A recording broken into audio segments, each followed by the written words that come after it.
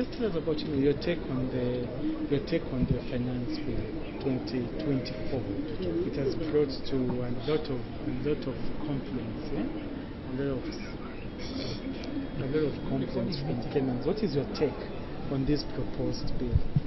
Thank you very much. My opinion on the proposed finance bill that will be brought up soon before Parliament is really disheartening.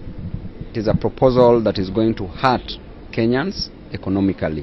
It is a proposal that if you look at it deeply, there are some of the items, some of the issues of concern that has been brought up in the proposal way from 30 years ago. The ideas like imposing a 16% tax on bread. This is an idea that was there during Moi's era. This is an idea that will be so hurtful to Kenyans, because if a Kenyan cannot afford a bread, and therefore you will know that again at that particular moment there is a big problem, and that problem can lead to anything. Remember in France, when there was a revolution, the French Revolution was caused by one simple thing. When the wife of the leader was asked about bread, people were demonstrating that they wanted bread. Then she came out and said that if you don't have bread, why don't you eat cake?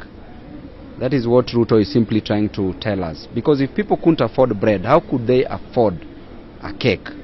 Right now, if Kenyans can't afford just a bread, for a child just to take one slice to go to school with strong tea, what is Ruto trying to tell us? Ruto campaigned on a platform that he was a hustler and that he was to protect and defend the interest of hustlers. Ruto now has turned to be a dynasty who is now pilfering money. Actually, this is equivalent to fraud. Biting more than he can chew, stealing more than he can pocket, and I can assure him that Kenyans are going to rebel very soon. Right now we are working on a way that we are going to remove Kenyans from different parts of this country, not only to demonstrate, but also to chart a path that they will feel is safe with them. And so many people will be crushed along the way because Kenyans are already hungry. And you can't advise a person who is already hungry. That person will be hungry and angry. Therefore, the finance bill that will be coming soon is going to hurt Kenyans economically. And the income, the surprising thing is that the income is constant. So you cannot increase the expenses of Kenyans without increasing their income. If you would have increased people's income, it would be better. But again, not many Kenyans are employed. We know that it is only around 100,000 Kenyans who are in formal employment. The rest are in informal sectors. But while others have no jobs at all. So therefore you cannot continue. We used to say this in campus, that you continue pickpocketing a naked person. And in law they say nemodat quod non habet rule. That you cannot spend what you don't have. Kenyans don't have this money. What will they spend?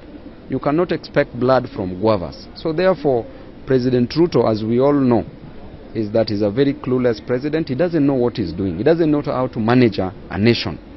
Whatever he's implementing is too hurtful, and definitely should expect serious reaction from us, because for every action that he employs, we will apply equal and opposite reaction. But this might not be equal. It will be above equal, so that at least Kenyans can know the way forward. Definitely we are headed in the wrong direction.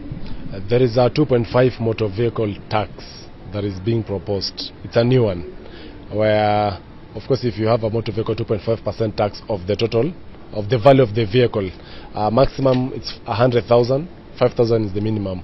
Also weighing on that, and taxes on bank services, check and loans, 16%.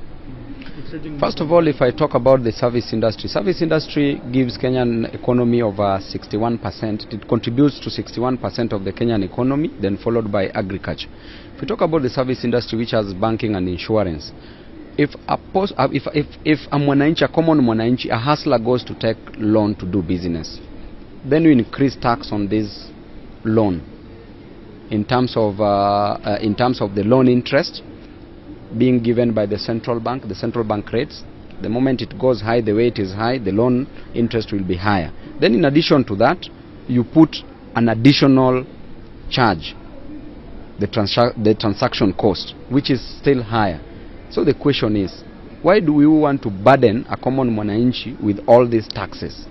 That person who's going to take loans to do business, what money will that person be left with for their businesses, to start business, to use as a capital to start business?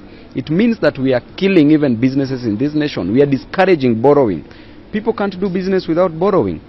They have to borrow because there is no serious source of capital for them to do different businesses. And then when we come to motor vehicles, it is too wrong. When Ruto was talking in Naivasha, he said very well that Japan will bring cars here and therefore people will even buy vehicles on duty free, right? He said that if you go to a car yard in Naivasha, you will get vehicles that are very affordable and cheap prices. But what is he doing now? He is now imposing another 2.5% tax on the original value of a vehicle. That alone tells you that we are losing direction, because Ruto is literally taxing everything.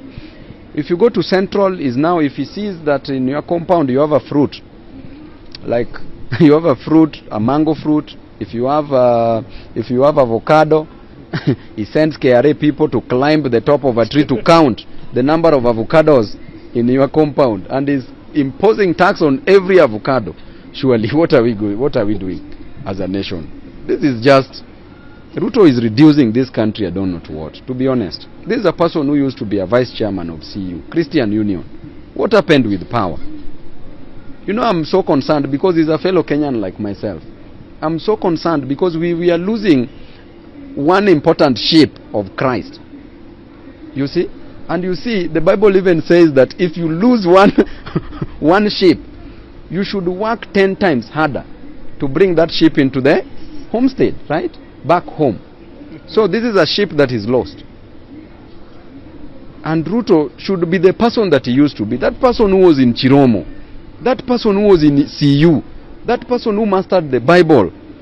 That person who could cancel people because of poor marriages. That person who did his best while in campus. A very, very good student. Ruto has turned out to be a rogue. To be a different person. And now he was named Zakayo, so he's becoming even worse than Zakayo. Even Zakayo gave up. Zakayo in the Bible gave up and returned everything, honestly speaking. But what is happening now? Eh?